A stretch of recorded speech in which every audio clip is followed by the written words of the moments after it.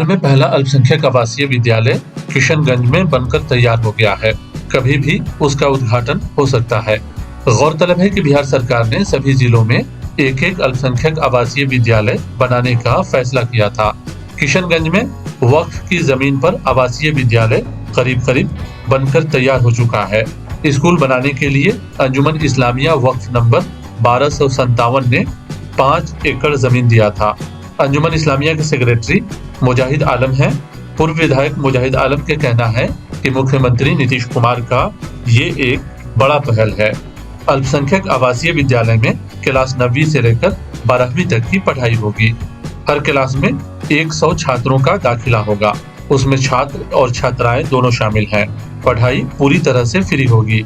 खाना पीना और पोशाक यानी सब कुछ सरकार मुहैया कराएगी। स्कूल के कैंपस में छात्र और शिक्षक मिलाकर कुल 560 लोगों के रहने की व्यवस्था है।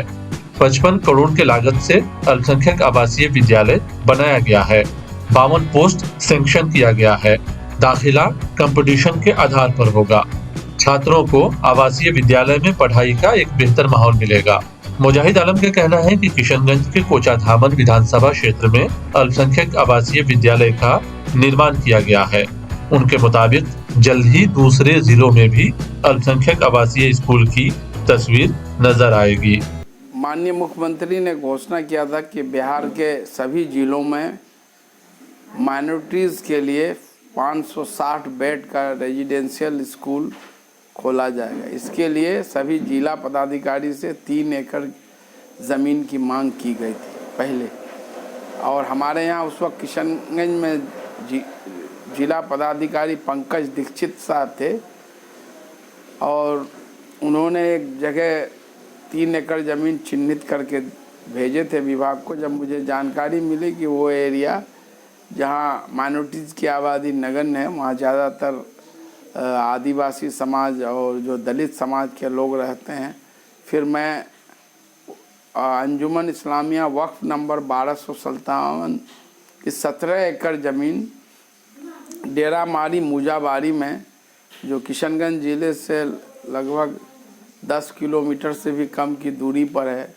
मुख्य सड़क पर है, तो हम लोग 3 एकड़ ज़मीन प्रस्ताव बना के दिए। फिर बाद में कहा गया कि नहीं, 5 एकड़ ज़मीन चाहिए। 5 एकड़ ज़मीन हम लोग उपलब्ध कराए। काम शुरू हुआ और अल्हम्दुलिल्लाह किशनगंज ज़िले में जो माइनॉरिटी रेजिडेंशियल स्कूल बिल्कुल बनकर तैयार है। कभी भी माननीय मुख्यमंत्री श्री नीतीश कुमार से हम लोग आग्रह किए हैं कि उनके द्वारा इसका उद्घाटन हो सकता है। 55 करोड़ की लागत से ये बन रहा है, और इसमें हर साल 8वीं पास 100 माइनॉरिटीज़ के बॉयज़ एंड गर्ल्स का सिलेक्शन होगा, और ये 560 बेड का है। लड़कियों के लिए अलग कैंपस है, लड़कों के लिए अलग है, स्टाफ के लिए अलग है। तो एक बहुत ही अच्छा काम हुआ है, जिससे माइनॉरिटीज़ के जो बच्चे जो बहुत ही गरीब हैं, अगर उसके अंदर टैलेंट है तो इस एग्ज़ाम को पास करके 9वीं से लेके 12वीं तक बिना एक पैसा खर्चा किए वो बेहतरीन तालीम हासिल कर सकते हैं। उनका सारा खर्च बिहार सरकार, चाहे रहने का, खाने का, ड्रेस का, सब कुछ वो जो है बिहार सरकार उसका वहन करेगी। माइनॉरिटीज़ के लिए ये नवोदय के तर्ज पर, जैसे केंद्र सरकार का नवोदय स्कूल चल रहा है, जिसमें ये सभी के लिए, सभी जाति धर्म के लिए।